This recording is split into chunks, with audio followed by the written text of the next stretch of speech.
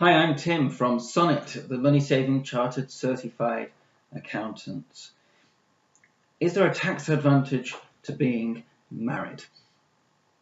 Yes, there are tax advantages. Let's look at income tax, for instance.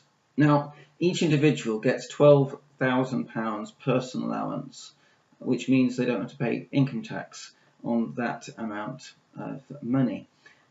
For a couple, that would mean that they could earn £24,000 roughly, and not pay income tax. But what if it's just one of the spouses that's earning that amount of money and the other isn't? You can't share it totally. You are paying income tax. Is there anything you can do about it? Yes, there is. There's something called the marriage allowance. It allows you to transfer 10% of one of the spouse's personal allowances to the other spouse if you're a standard rate taxpayer. Is it worth it? Well, think about it. That could be worth up to about £240 a year.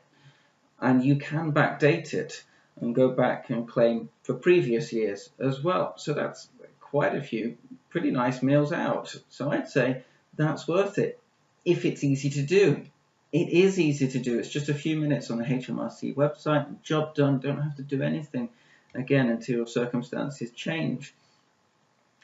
That's the sort of advice that I'd be giving to our clients here at Sonnet Accountant. And it's the sort of advice your accountant should be giving you as well, looking at the whole picture. There are other tax-saving benefits that things you can do for being a married couple. So if your accountant isn't considering your whole family, then they're probably missing out on something when it comes to a tax point of view.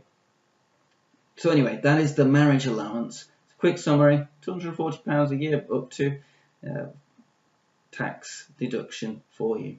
Remember, if you like this tip, then like it, share it, follow us on social media. You'll be getting lots of tax saving advice. But for now, this is Tim Burton from Sonnet, the money saving chartered certified accountants.